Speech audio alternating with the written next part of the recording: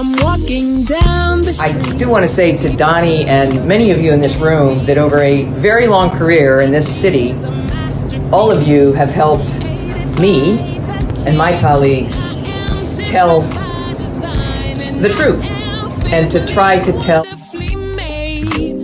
I may not look like you and you me, but Take my hat off. I'm from South Carolina, so I just... What does this event mean to you, Miss Peggy Morris? Oh, my heart, Happy 20th anniversary. my heart is about loving up on my sisters. Do you know what it feels like to have your sisters in the room? Done. And dare to be different and unique. I'm gonna be the best me I can be by letting His glory shine through. I am beautiful, I am blessed, but not just what you see in the flesh. I'm free from people, free from myself. There's a The doctor lived next door to the janitor, to the reverend, and the lawyer. We were together. Now we get so high and mighty that you create stress for your society because you don't like poor black folks either. That's a health problem. Get yourself together so I can stop being taking care of geriatric people and get back to pediatrics. I thank you, Doni, for all you've done. Let's keep doing it all the more. letting His glory shine through. Dare to be you, dare to be me, dare to be different and unique. I'm gonna be the best me I can be by letting His glory shine through. And I dare you, I dare you, I dare you to be you. First name's Doni, last name's Glover. In it to win it for the long haul, baby. All right, all right, all right. Some hot tea going on here. How you doing out there? It's election time. Oh, it's election time. Yes, it is. Up in here. Who's running for mayor of the city of Baltimore? Who's running for city council president? Who's running for city council? Who is in the election? Tell me, tell me, tell me. Tell me something good. So last week we had Vinroy July on. Vinroy July is running for city council in the 9th district. We also have a young lady, Sonia Edie, who's running for city council in the 9th district. And then, of course, we have the incumbent, Dr. John Bullock. Dr. Bullock, how are you, sir? Doni Glover, I'm doing fantastic. How about yourself? Welcome to the show. Yes, sir. Thank you for having me. How's it feel? How you feeling today? Look, I'm feeling pretty good. Spring is here now. I will say, it's great being outside, talking to people, having those kinds of conversations around the work we're doing, but also just feeling energized as well. What are the boundaries of the 9th district? So the 9th district, it goes, we have West and Southwest Baltimore. So we go east to Fremont, west to Hilton, north we're right around Pressbury and Lawrence, and then south to Wilkins. Now that's the current boundaries of the 9th district. We're also now going to be expanding and picking up some additional territory that is also further south and further west. What college did you go to? So I've been blessed. One of the things that I will say to anybody, my story, I'm a first generation college student. I was blessed and fortunate to get a full scholarship to go to Hampton University, a full academic scholarship. Some people know I'm also a runner, so I had athletic scholarship offers, but I took the academic route, and I got a full scholarship to Hampton University. I had some great mentors there, Black PhDs, and one who told me when I was 18 years old that I could get a PhD. And I tucked that away. I wound up then getting my master's from the University of North Carolina in Chapel Hill, Also very blessed in that I had full funding to do so. So I got a master's in city and regional planning because I've always been interested around how neighborhoods are constructed, how do we develop neighborhoods. My focus there was on housing and community development. So as an undergrad, I studied political science.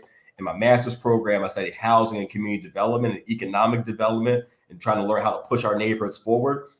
After that, I worked in DC for the executive office of the mayor for a few years, and then in transportation as a planner.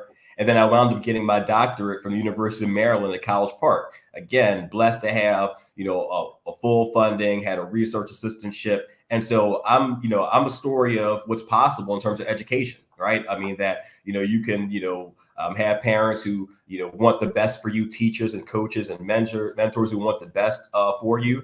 And I've been blessed to be able to get a bachelor's, master's, and PhD, and now being the council member for the 9th District, and also teaching urban government and politics and metropolitan studies at Towson University. Where'd you grow up? So one of the things I love to tell folks is that I went from West Philadelphia to West Baltimore.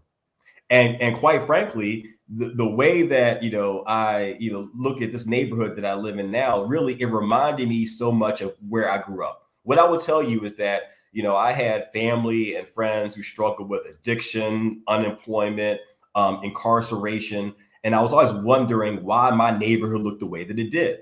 And so, so when I was in school, I was always asking questions around government and politics and race and all the things that came along with that. And so it seemed like a natural avenue in terms of studying the things I wound up studying in college. But yes, so from West Philadelphia, one of the things I would also say, and I believe there's no mistakes, right? And I believe, the supreme architect, God is divine.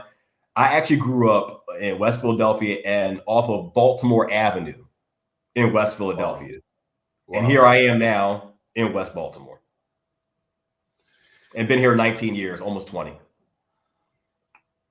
Who was your best friend growing up?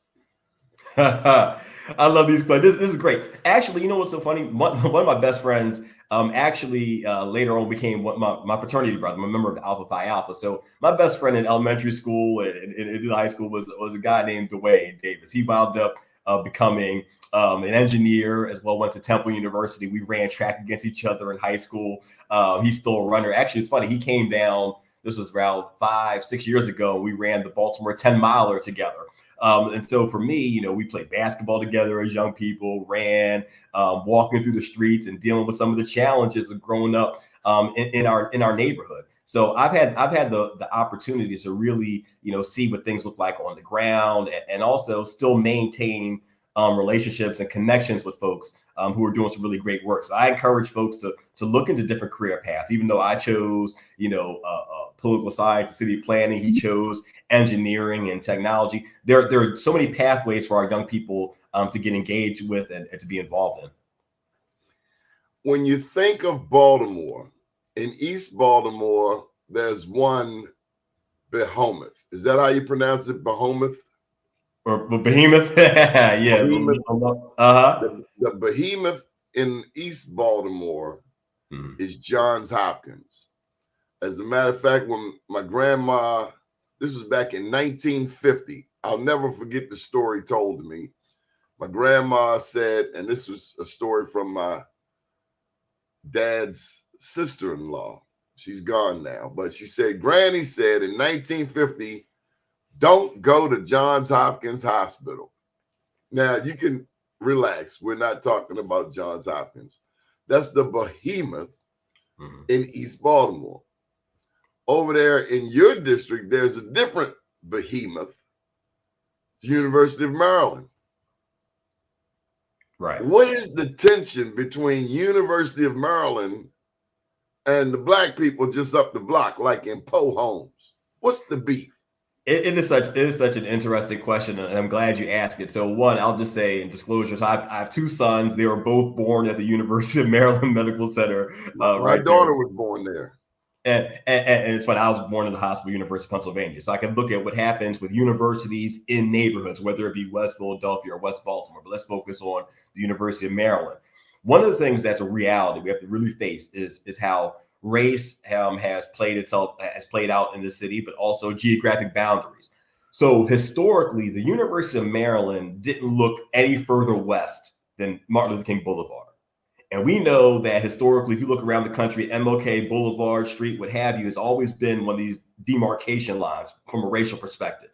Now, I will say over the last, 10 and 15 years, there's been more effort in the area of near where MLK Boulevard, but also in the Poppleton area. So what you have is now the University of Maryland, Baltimore Biopark, right, which has also been a piece. And so you have the Biopark, you have the Community Engagement Center as well, but also those development pressures is the larger point, right? So you have the fact that the university did acquire additional properties for its development purposes. And we see this in cities across the country. It does put some tension in Temple. Temple is one case that I've followed over the years, how Temple, very revered and loved nationally, but the people who lived around Temple, they hated it. Look, I will tell you, Temple in North Philly, I used to go to summer programs at Temple, and I can tell you what Temple looked, or North Philly looked like in the early 90s and where it is now. I can tell you about West Philly and University of Pennsylvania. I could talk about, my mother was actually raised in Harlem, and we could talk about Columbia University and what's happened in terms of Harlem, right? So there are examples around the country of what this looks like. Now, on the east side, there are a lot of, let's not skate over it. Let's explain it. Oh yeah, no, it's important. What you will find is that many institutions of higher education are also either in or proximate to neighborhoods that are historically Black. And then when expansion happens, it tends to happen into the areas that are largely Black. You can also look at the University of Chicago, same situation, right? And that, because when you look at development, oftentimes what happens is you want to, that if you're trying to expand, whether it be a university or any other entity, you're looking at the areas that are least valued, right? Or the ones you can acquire at the lowest price. And so historically, that has been the case.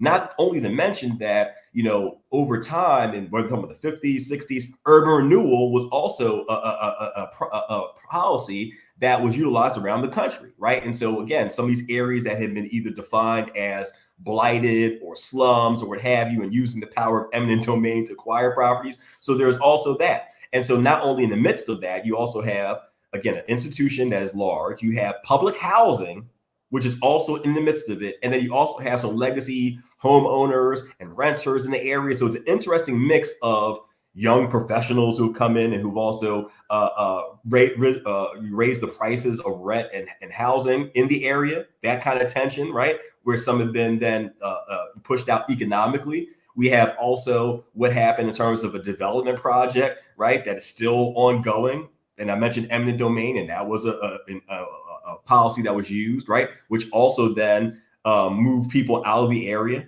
So you have these pressures, and so that has resulted in some ways for folks to have negative feelings, right? To either recognize that they've either lost connections, lost relationships, lost community, but also the fearful nature of what happens in the community, not only now but moving forward. There will be an interesting story. This is just north of the 9th, but when I look at Coppin State,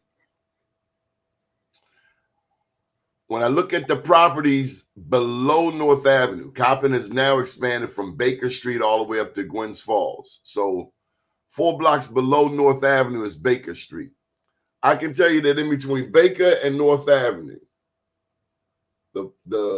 that was Warwick Avenue, Thomas Avenue, Whitmore. And within those areas were a lot of my friends were killed. It was an alley in between Warwick and Thomas Avenue. We all cut through that alley. I remember my first semester away at Morehouse, 1983, I get the phone call that Daryl Motley had been killed in that alley. He was probably the most popular kid in our neighborhood. God rest his soul. Phenomenal basketball player, phenomenal football player. Kid had every color Converse in the book. I mean, you name it. But he was gone. And it made me so glad that I was able to escape. But I can tell you, in that area, the properties that got taken up by eminent domain or however it was taken by Coppin, I'm glad they're gone. There were people who were living there that probably may not feel the same way. I would imagine that they were compensated. But when I look at that swath of land now, the stress is gone. I mean, sometimes we grow up in environments that are deadly. Yeah. But because you're so used to it, you can't imagine anything else. So let me jump in here, because I think, you make such an excellent point. One thing I'll just share with you, I remember I was 12 when the first person I know that got killed. So I was 12, he was 13. He lived 3 doors down from me, Matthew Booker, right? I was in 7th grade, he was in 8th grade. And unfortunately, it was a time period in the 90s where there's a lot going on, and folks were getting killed over jackets and sneakers and stuff like this. And that was the situation that happened to him, right? Starter jacket, coach jackets. Yeah, I mean, and if I'm really honest with you, I talked about being a runner. One of the ways I found out I was fast was in a situation like that, right? So you think about fight or flight, and I realized I can't outfight 7 guys, so so I ran.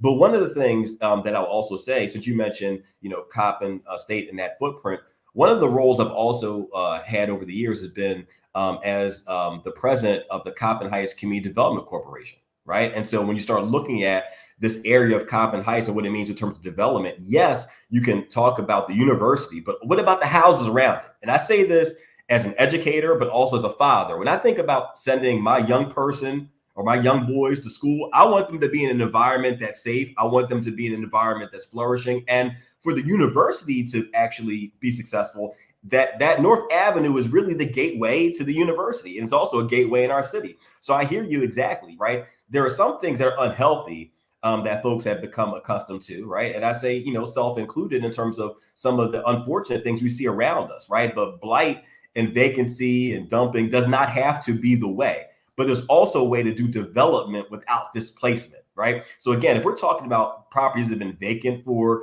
10 and 15 and 20 years, and then rehabbing those, putting those back on the market, that's a fantastic thing, right? But then are we also going to have folks who are homeowners, folks who are who look like the folks who are in the neighborhood? Diversity is great and all, but again, can we make sure that there are opportunities and pathways for home ownership and opportunities for development within the community? So I think, we see a great opportunity. I know there's the West North Avenue Development Authority there. I mentioned Coppin Heights Community Development Corporation. There are some other, small and medium-sized developers who are looking at, that whole entire area. Again, we think about, and you mentioned the 1950s. Right. And my father and my parents are passed. Right. But I think about, the fact that when they talk about what communities look like in the 40s and 50s, and especially around our historically Black colleges, right, we have to then, put more resources, more emphasis, and more care into those communities. I'm getting ready to get deep on you, cousin.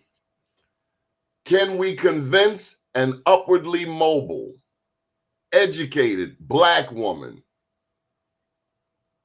to move into the 9th district? Or is she more likely to go to Owens Mills, paying them exorbitant rents for some prefab houses, overpriced? Takes me back to 08.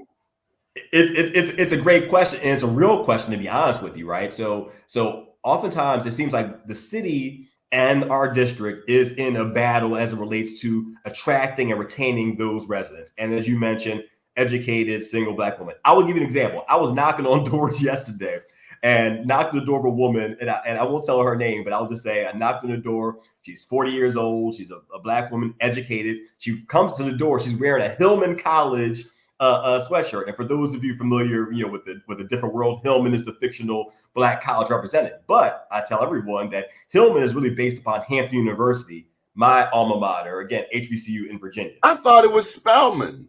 No, what's interesting, it was filmed, and a lot of the filming was done in Atlanta. And I know you're familiar with the AUC. So a lot of the filming and some of the stills were from some of the AUC, the Atlanta University Center. But it was co-ed. But if you think about Hampton, the co-ed university in Virginia, and if you look about some of the episodes, even when they have a university museum, Hampton is the Black college that has a university museum. So if you start an Underground Railroad and all that, when you start peeling it back, you'll see all that. And also Hampton's rival, Norfolk State, Hillman's rival is Norton. So again, I can tell you little snippets here and there. But anyway, I talked to her, and she's employed with one of the larger companies in the city. And check this out, Doni, you'll love this. So then I go a couple houses down. and knock on the door of someone who's also been a supporter. And she mentions, yes, I'm in a developer program, and I helped to redo a house down the street, and we recently sold it. And I said, you know what? I talked to that, and this is two Black women. One's a Black woman who's in her, I would say, early 60s, and another Black woman in her 40s. And their connection was one helped to redevelop the house that the one lives in and bought, and also raised the comps. And when we talk about the comparable home prices in the area. So again, there are opportunities, but I have to be honest with you, and you know this as well. When we start looking at issues of safety in neighborhoods, it's hard. It can be a hard sell in some parts where you look at some of the challenges, whether if you're next door to a vacant property, or if you're dealing with issues of crime, right? So I understand that there is that tension. I still see the glass is half full. I still see a lot of potential there, but again, make no mistake about it, we do have our challenges.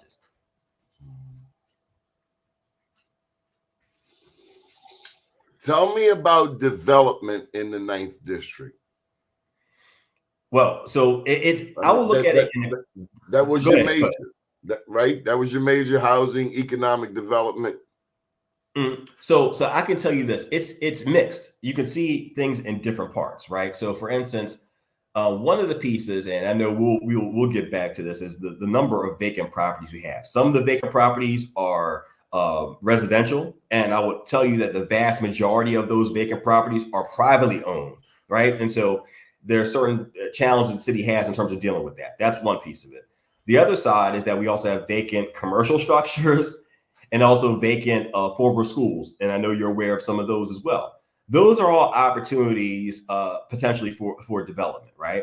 Then you also have things like transportation and transportation projects that are coming, right? So I'll look at the Red Line. For those of you who are not familiar, the Red Line was planned to be a 14-mile stretch of light rail connecting from the east side to the west side of the cities, touching the county lines, right?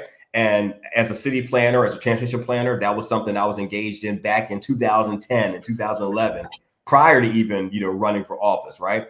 But that was a project that had over $200 million of state money sunk into it. It had a commitment from the federal government of $800 million. So we're talking about $1 billion project that had been canceled by the previous governor. And now you have a current governor who is looking to then reestablish that program. The reason why I mentioned that is not only in terms of the transportation connection, but also what that means in terms of development, right? So you have properties along that route that will also be seen as more desirable and also more connected via transit. That's one piece of it. We mentioned the universities and the anchors. We can look at, for instance, I know with Bon Secours, right, the community resource center, that was the former library building that had been vacant for several years, right at Hollins and Payson, right? So you have that. You also have, we mentioned the universities as well. I can talk about, for instance, the old Alexander Hamilton Elementary School that have been decommissioned, and now Catholic Charities is engaging on an intergenerational center there. So opportunities for young people, job training, senior programming, and all of that. And then I know you're familiar with, the old Pender Hughes building and the possibilities there with partners like Salvation Army or others who are looking to do it. I can also go back to the Hilton Recreation Center, right, where now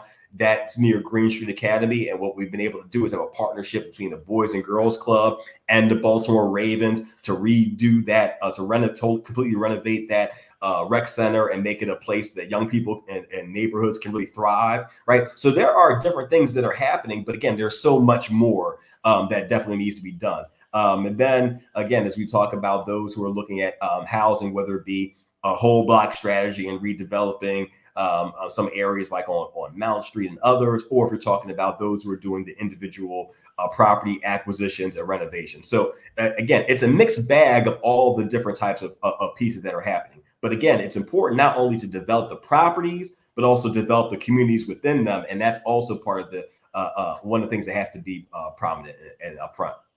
So I have so many questions to unpack here. Number one, how is an absentee landlord, someone who hasn't been to a property in 10, 15 years, how are they allowed to keep a vacant house in the city of Baltimore, and why?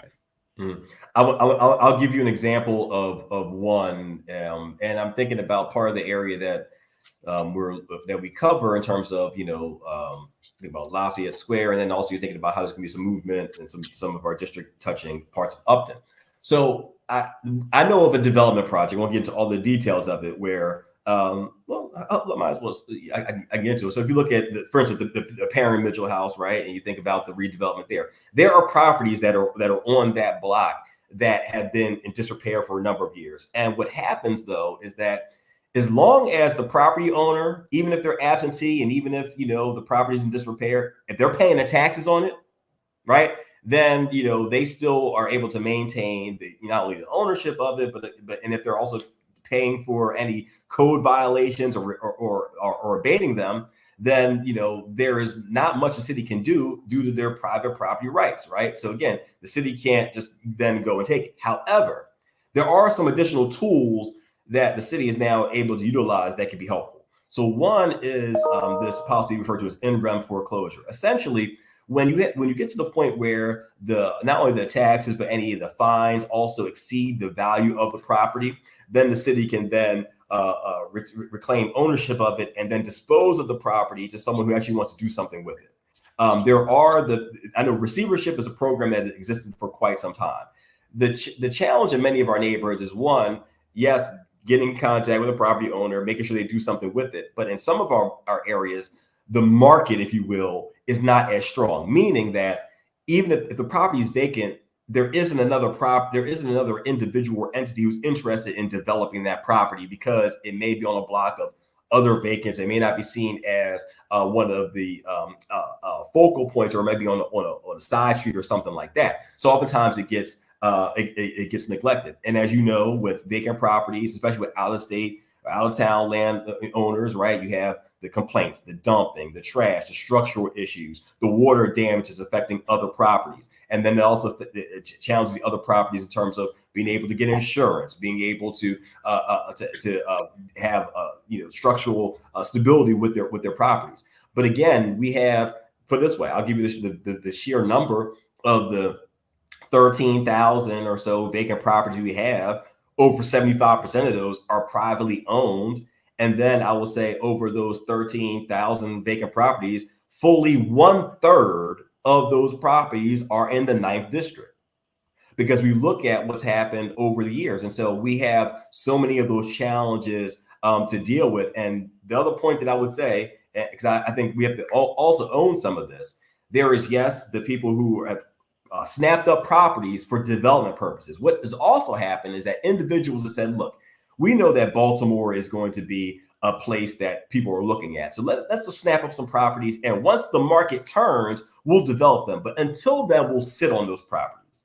And that's what you're seeing in some of these cases. Folks are sitting on these properties and is waiting for something to happen so the market changes. So they're looking at it from a development pressure point.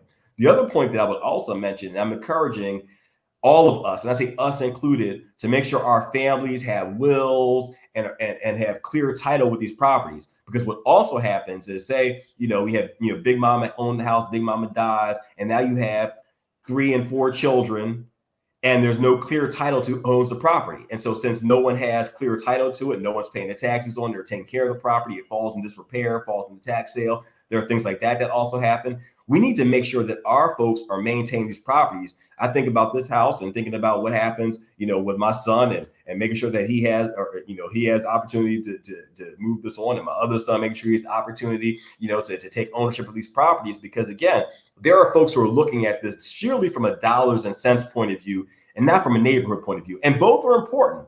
But again, we have to make sure that we are crossing our T's, dotting our I's, so that our families can benefit from our legacy and not be pushed out and not see these neighborhoods change over, not only from a demographic point, from race and class and the things that come along with that. So I know it's a long answer to a short question, but it's a complicated issue that we wind up dealing with.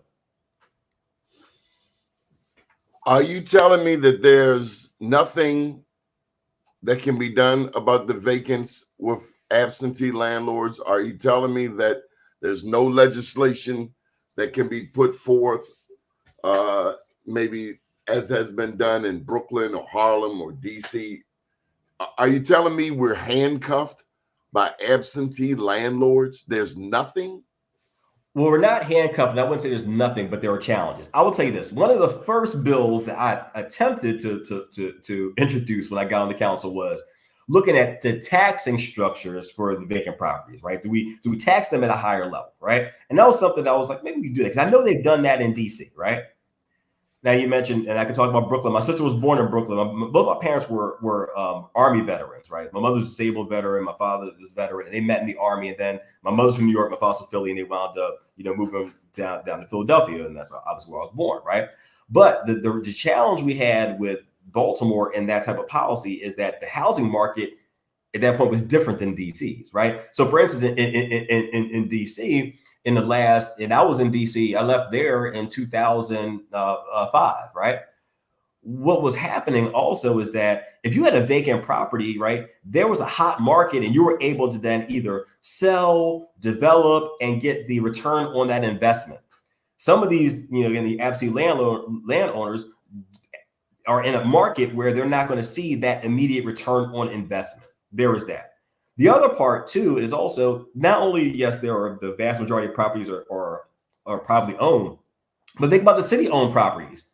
Does the city have the ability to then dispose of and actually get these properties developed? It's part of the reason why you see this overall effort to then include both the business community and the state to do this, right? So a few months ago, we had an announcement. This was actually done in West Baltimore, right? Because we think about some of the challenges, right? There was Greater Baltimore Committee and Build and Mayor and talking about how we then leverage private capital in terms of the GBC, how we then also, reestablish these buildings, but also it requires a lot of money too. Because if the city's going to acquire these properties, right, there has to be, the money in the pot, right? So again, I will tell you this.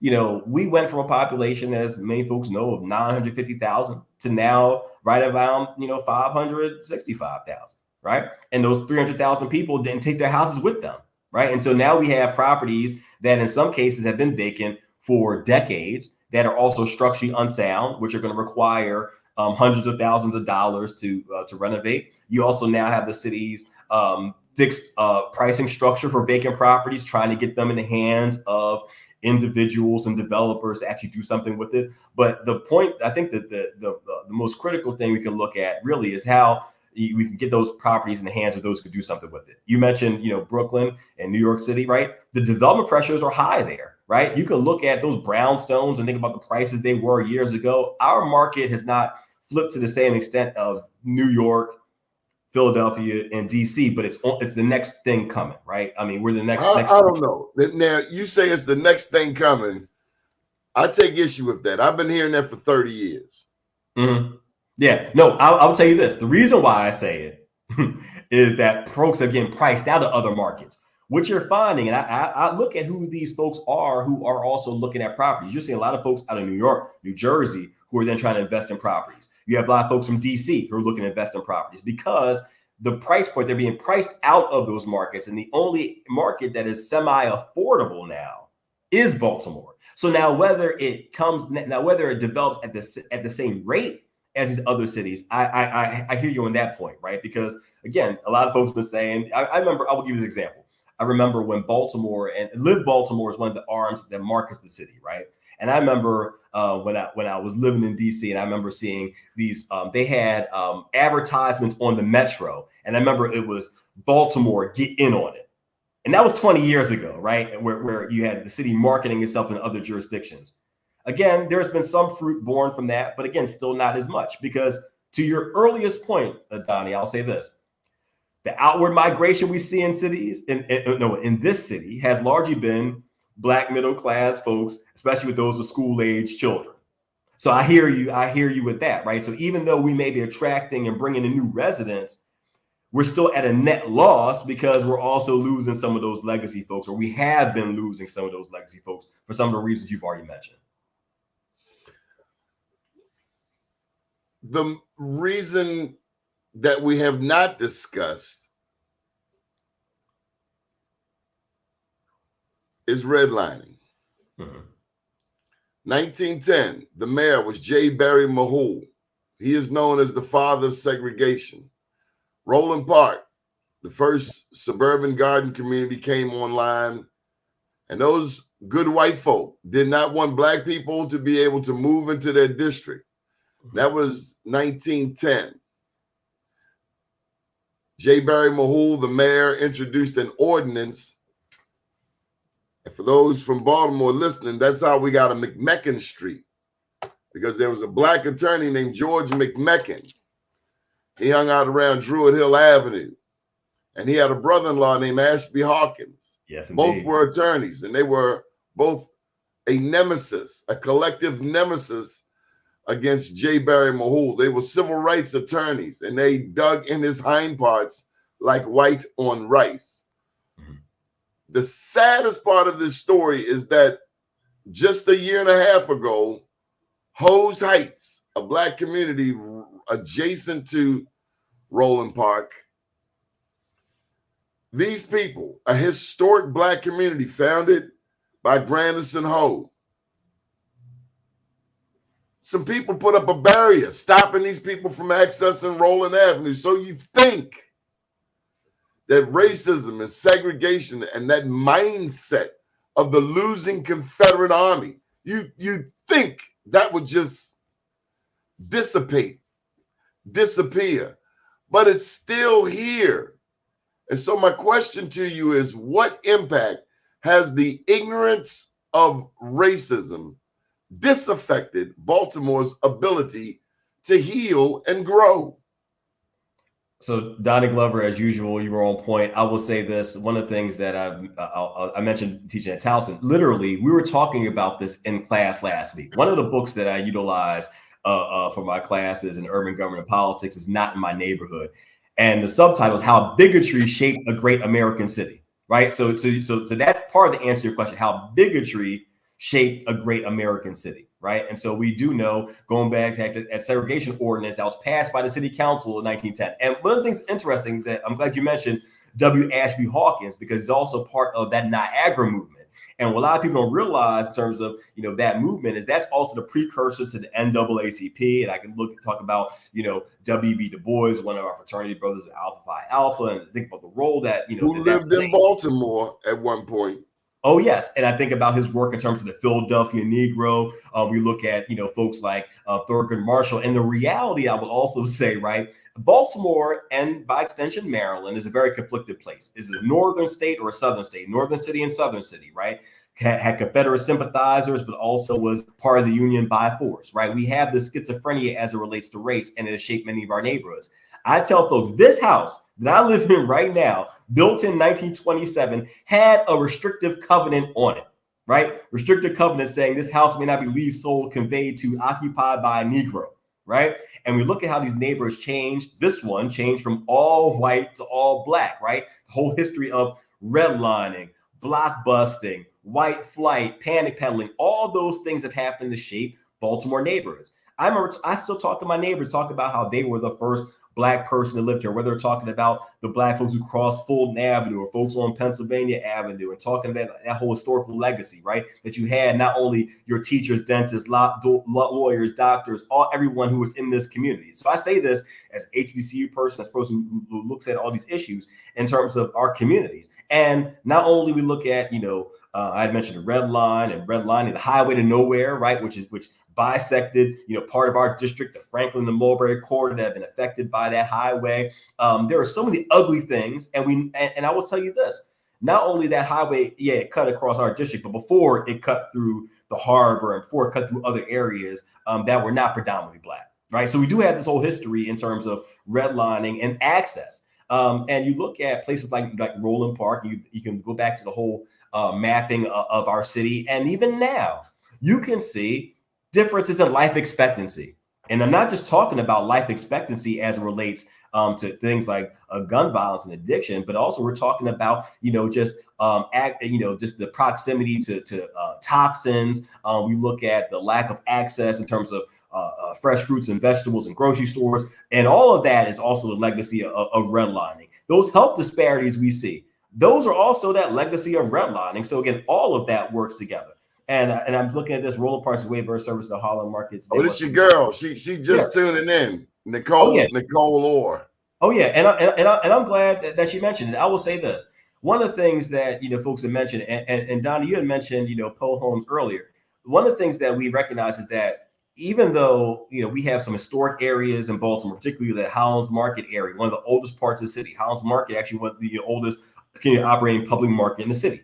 The challenge, though, is as great and how beautiful that is in terms of history. We also have historic old infrastructure. And now we're talking about the millions of dollars that needs to then rehab that, right? So we had a meeting with affected property owners in the last week, and now some of them are actually being, having direct contact. But it's going to take an overall capital investment in this area.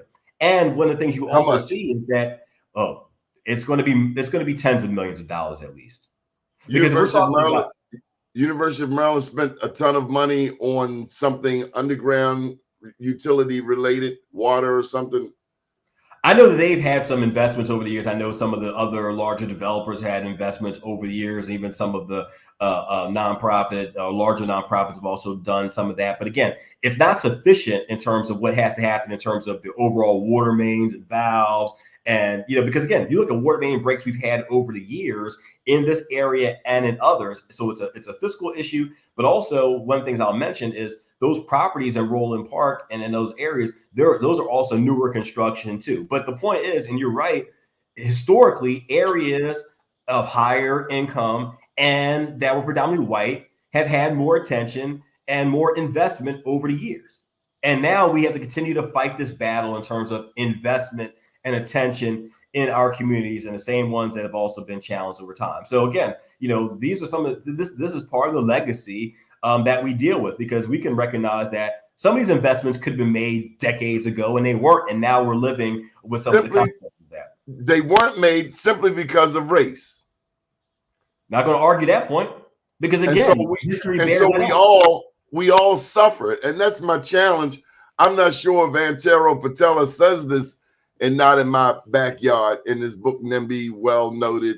Might as well throw in the Black Butterfly. Absolutely. My question is, when does white Baltimore see that your lack of investment in Black Baltimore cuts everybody's throat? When Stephanie Rawlins Blake was mayor, she got this money from Obama, similar to rescue money. And I remember all of that money going downtown. Nothing to East Baltimore, nothing to West Baltimore. The money went downtown. She even took money from our recreation centers. Mm-hmm. Her, Kiefer Mitchell, Bill Cole. Was it those two? Yeah. Kiefer Mitchell and Bill Cole. You were just coming on the scene then. Yeah, and let me add something else.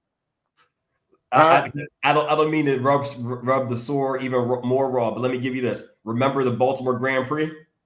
That's what I was about to say. I know that's where the money went. Yeah. They put it on a damn Grand Prix that lasted 2, maybe 3 years, and then it was gone. And you like, did we just get flim-flam by a chick from Ashburton? Because Ashburton is known for street hustlers, but that was some street hustle stuff. You took our money. You took it down to the harbor, which is dead. It's dead. And so, Donnie, this is an interesting point too, because I know some folks, talk about, wait a minute, now Pratt Street is redone in terms of this, Grand Prix and all that. And then, since you mentioned the harbor, we should talk about this too, because one of the challenges I have, even when I'm talking, to our students, is we look at development, right? And development downtown, and sometimes it's downtown versus the neighborhoods. I don't think it has to be versus the neighborhoods, but historically it's been seen as that. Because again, folks will say, look, we need to develop the harbor because that's part of the breadbasket of the city, right? You have to have the tourism and entertainment because the city has shifted, right? If you think about what happened from the 70s and 80s, the city shifted and said, hey, we know we're not going to be a manufacturing town anymore. So we're going to shift toward education and medicine, hence some of the institutions you mentioned, the hospitals and universities, you have that. And so education, medicine, technology, and tourism and entertainment, right? And so that's kind of been the flip. And so putting, the resources into there. And that could be impactful, but it can't be the only thing. And so you have to couple that with investments in neighborhoods. It can't just be one to the exclusion of others. That's the answer. Look, the reality is this. That's what happened, right? We do recognize that. Again, you think about where we look at the redevelopment of Harbor now, right? You think about what they're trying to do, right? Whether, depending on, who you're Let's talking talk to. about that. Yeah. Right. So you got a black man who's got properties around the country developing the harbor. Great job, Brandon. Now, let me just say, since I mentioned Mayor Brandon Scott, I do think that Mayor Brandon Scott should have G-checked the fire union, the white guy with the fire union. He called Sheila Dixon a mutt of a mayor. I think Brandon failed and missed an opportunity to G-check that young man right away and ask him in turn, how is your mutt of a mother doing? But he missed that opportunity, because calling that woman a mutt of a mayor, I mean, you might as well call her the B word. Don't be a coward. No, that's a tough one, because I think about I was talking to my sister the other day. My mother, who's no longer with us. Mother of my children. I wouldn't want to see anybody refer to any of them. Wrong is wrong. Whether it's me, him, or anybody else, it's wrong. And they don't play that. I mean, we grew up in an era where you get punched in your mouth for calling that. So, nonetheless, I interrupt. No, but the development of Harbor. No, I think you make a point. So what I will say is, you have a developer, black man from Baltimore, West Side. Peter. Yeah, and I think that is.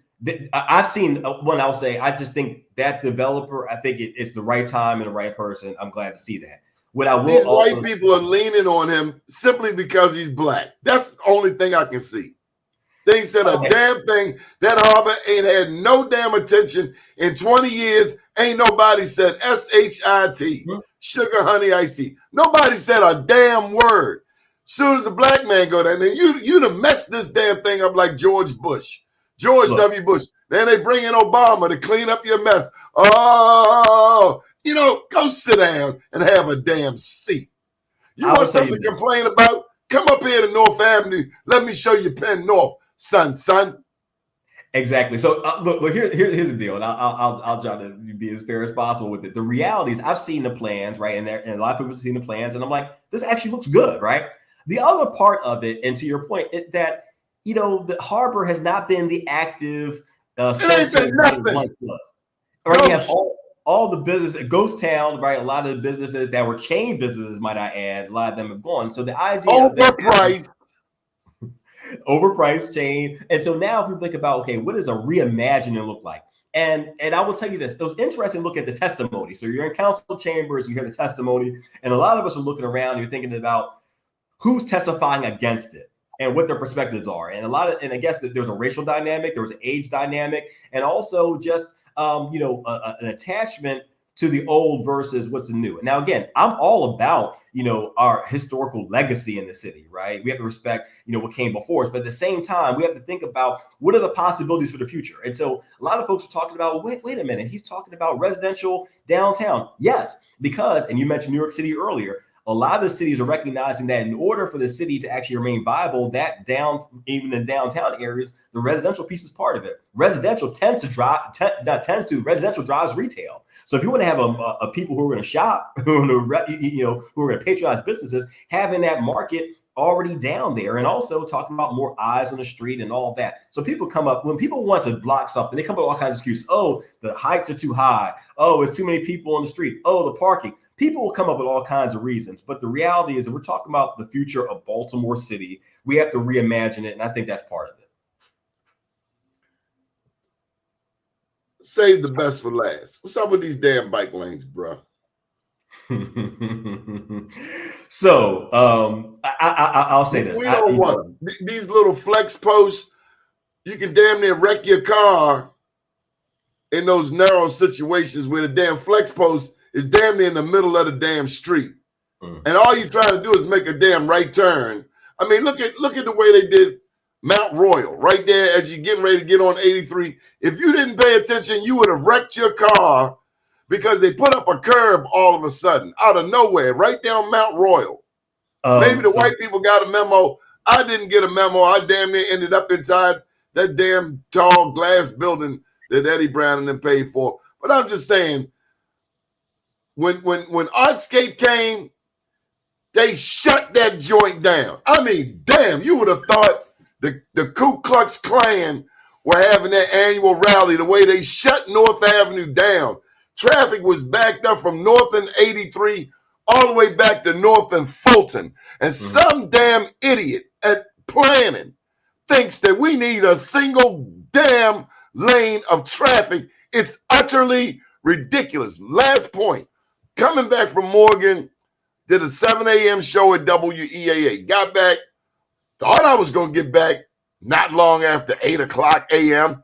But your man's in them. I'm calling him out. Senator Antonio Hayes, little man, says that we don't need 3 lanes of traffic. Well, Senator Hayes, you live up there on Liberty Heights. When the last time has Senator Hayes had to go through that long traffic down there on North Avenue? Because I can tell you, nobody's having fun sitting in them lanes. And me and them going to fight, because nobody I've met in the black community wants a damn bike lane. And do you know that they wanted to planning? And these white people in planning. Not one black, they had a young black man, looked like he was the sergeant at arms, and he was there to intimidate any of us older black people who were going to tell them white people from planning, y'all ain't expanding no damn sidewalk and narrowing our street. But they wanted to expand the sidewalk 20 feet on both sides and narrow Fremont Avenue and take out the red light at Fremont and Lawrence. And it's like, are you smoking dope? I remember that issue about the light because our office got involved with that. So I hear you exactly there. Let me also say this. I feel your passion, and let me add to it. So, I don't always divulge on this, but I know that intersection very well because after I drop my son off at Mount Royal Elementary Middle, right? So I have the son who attends Baltimore City Schools, and then I get on, and to get on 83, I have to go that route. So I know exactly the area you're talking about. I have to get, so I feel you, I experience it myself. The point you made about, planners, remember I told you, like, I'm a planner, I'm a former transportation planner. And the reason why I got into planning is that there were not a lot of people who looked like us at the table earlier on. If you look at a lot of the plans that happened, not only in the 60s, 70s, but even now, one of the things that we learn in planning school and I focus on community development, you can't do it without the people, right? And so you have to have folks at the table. Who is your target audience, right? Is this something you can't have a meeting in a church, JB, and not even say a prayer to God? These white people from planning had a meeting in St. James Episcopal Church right there in Church Square, and they never acknowledged the good Lord. They are going to hell. Well, I will say this, one of the people who I do really appreciate is Father Meadows over at St. James, and so I'm going to actually be talking to him in a little bit. I'll just, I'll How you going to go in church and you ain't going to say thank you, Lord? Look, at what kind of heathen is that in this so-called Christian nation that they send out children to fight wars for? In God we trust. Them people need to get their foolishness out of the way because they messing up progress, expanding the sidewalk. Where are we going to park? Look, then you had a little slanted parking spots. I get that we have to have multiple ways for folks to get around. We have to do it in a sensible way, right? So and Senator Hayes will say this thing, oh, nobody in West Baltimore got a car. That's what Antonio Hayes said. Nobody in West Baltimore got a car. They all catching the bus. No, we not. Well, I'll tell you, I'm about to hop in my car and head to City Hall for a hearing. But I will say this, we have to, understand that, yes, sure, there are people who are biking, who are walking and all that. So pedestrians, bicyclists, that's great. Who catching the bike? Who riding the bike in West? Who riding the bike in your district? I hear you. I don't have a bike. I will tell you that. Do you see people riding bikes in your district? I don't see it very frequently. I'll put it that way.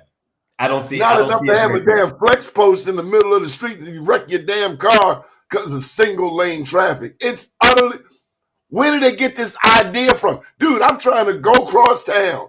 You charge me an exorbitant amount of car insurance because of where I live, and then you will make my entrance and exit from West Baltimore difficult. And look at North Avenue. All of these lanes wide open. And then you got an MTA police messing with somebody because they rode in that red. You damn right we riding in that red lane. Ride on, people. Let's not bring no bike on North Avenue. Look, I said I hear you because you're not the only one who's raising that flag. But again, we And have how to. does Ryan Dorsey get to do all of this? Well, who's standing up against Ryan Dorsey?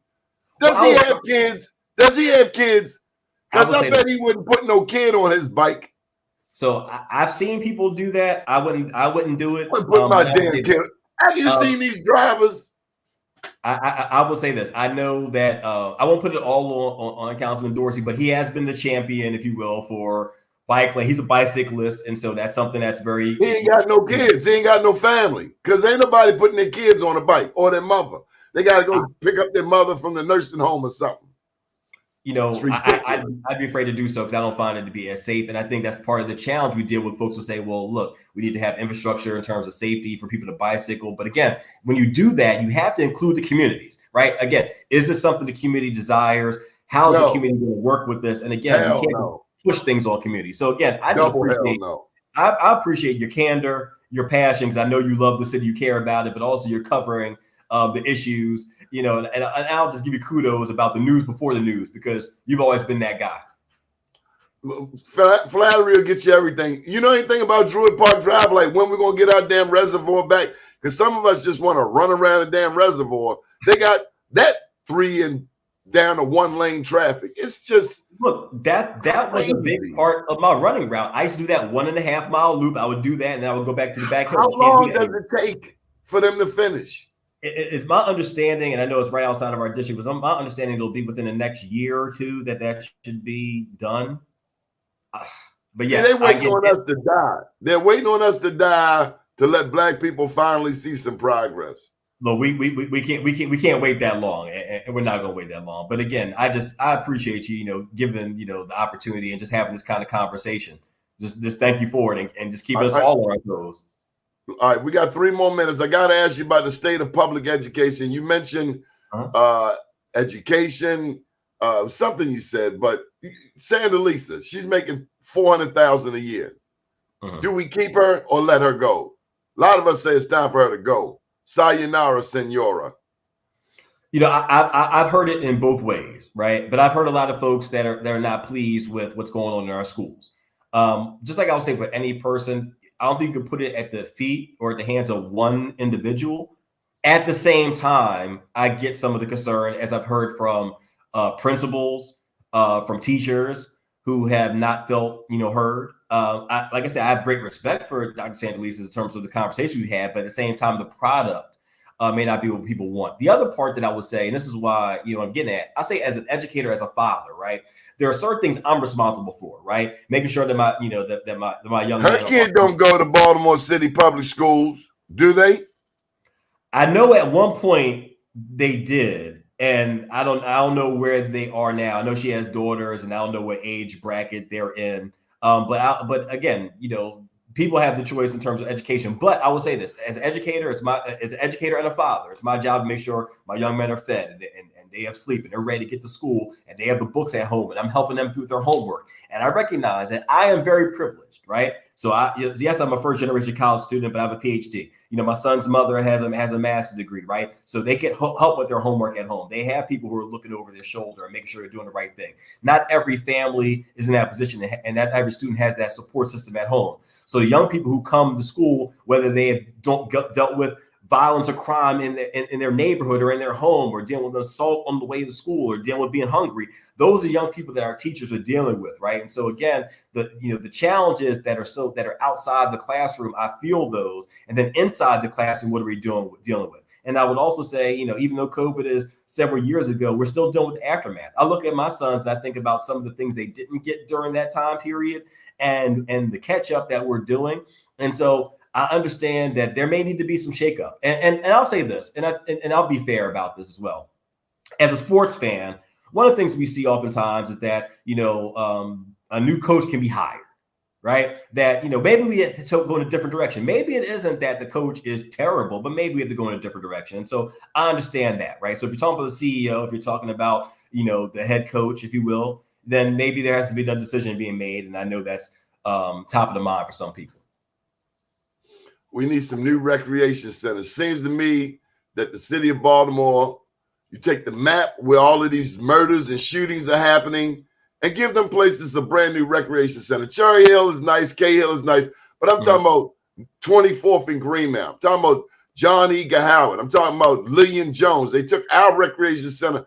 You know, we lost our community center back in 07 to Sharfstein. Somebody gave it to Sharfstein. Our community center in Sandtown. We had it going on. So sometimes we wonder if our black elected officials, not yourself, because you weren't there at the time, if they're paying attention. And by the way, do you have somebody to pass the ball to? Because you only got one more time if you win this one. I'll just say I agree with you about the recreation. So look, I talk about, you know, being a runner. I got my sons involved in athletics and enrichment programs. We need that, right? And so we need centers for that, and that could be the heart of our community. So again, I have no disagreement there, and I thank you again for the time. Any final thoughts? You want to make a closing statement why people should vote for you here in the city of Baltimore? I give you the screen. You just got to end off by saying, "Good morning, world." All right. So again, you know, Councilman John Bullock, I've been representing the 9th District, elected in 2016 and reelected in 2020. I think the work we've done speaks for us, whether that's passing the funding mechanism for the Affordable Housing Trust Fund, whether it is things around alligating and greening, whether it's even in this term, creating historic districts that preserve Black legacy home ownership, that also extended tax credits for folks to take advantage of in order to reestablish and redevelop their neighborhoods.